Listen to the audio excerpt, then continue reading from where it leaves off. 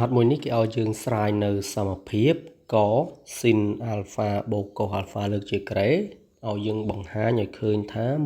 1បូក2 sin alpha គុណនឹង cos alpha នឹងស្រាយពីខាងឆ្វេងឲ្យស្មើទៅនឹងអង្គខាងស្ដាំដោយយើងអនុវត្តនៅរូបមន្ត a បូក b លើកជាការ៉េដែលស្មើទៅនឹង a ការ៉េបូក2ដង AB បូកឲ្យ B ការ៉េដែល A នៅក្នុងលំហាត់មួយនេះគឺតំណាងឲ្យ sin alpha ហើយ B គឺ cos alpha នោះយើងបាន sin ការ៉េ alpha បូក2 sin alpha គុណឲ្យ cos alpha ហើយបូកឲ្យ cos ការ៉េ alpha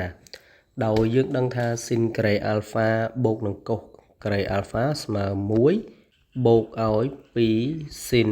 alpha cos alpha ដូចនេះ sin alpha បូកឲ្យ cos alpha លើកជាការ៉េវាស្មើទៅនឹង1បូកឲ្យ2ដង sin alpha គុណឲ្យ cos alpha ខស្រាយថា sin alpha គុណឲ្យ cos alpha ស្មើទៅនឹងតង់ alpha ចែកឲ្យ1បូកឲ្យតង់ការ៉េ alpha យើងនឹងស្រាយពីអង្គខាងឆ្វេងឲ្យស្មើនឹងអង្គខាងស្ដាំគឺផ្ដើមចេញពី sin alpha គុណឲ្យ cos alpha ហើយយើងមានរូបមន្តគឺតង់ស្មើនឹង sin លើ cos ហើយយើងទាញរក sin វាស្មើនឹងតង់គុណឲ្យ cos ដូច្នេះយើងជំនួសកន្លែង sin ដោយតង់ alpha គុណឲ្យ cos alpha រីឯ cos របស់គេគឺទុកនៅដដែលបន្ទាប់មកយើងគុណចូល cos គុណនឹង cos យើងទទួលបាន cos ការ៉េ alpha ហើយយើងប្រើប្រាស់នៅរូបមន្ត1បូកឲ្យតង់ការ៉េ alpha វាស្មើទៅនឹង1លើ cos ការ៉េ alpha ហើយយើងទាញរកតម្លៃ cos ការ៉េ alpha វាស្មើនឹង1នៅលើ1បូកឲ្យតង់ការ៉េ alpha ហើយយើងគុណវា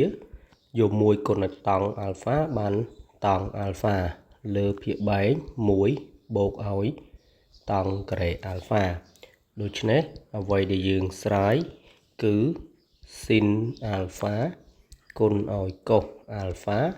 វាស្មើទៅនឹងតង់ alpha នៅលើ1បូកឲ្យតង់ការ៉េ alpha គោគឺ1ដក cos alpha លើ sin alpha បង្ហាញឲ្យស្មើទៅនឹង sin alpha នៅលើ1បូក cos alpha វិធីដែលយើងចង់ធ្វើឲ្យលឿនគឺយើងប្រើវិធីសមាមាត្រគុណខ្វែងបែបនេះនឹងចេញចម្លើយ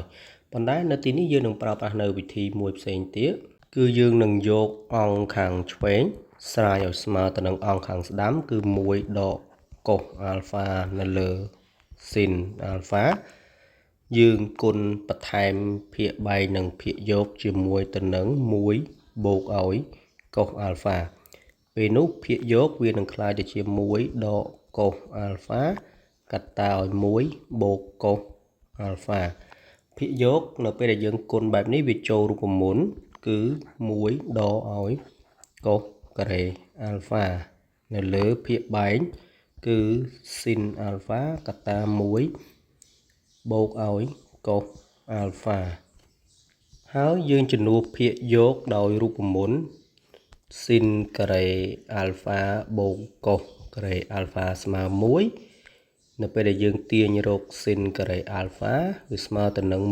1ដកឲ្យ cos ការ៉េ alpha អញ្ចឹងភាគយកយើងបដូរទៅជា sin ការ៉េ alpha នៅលើភាគបែងដដែលគឺ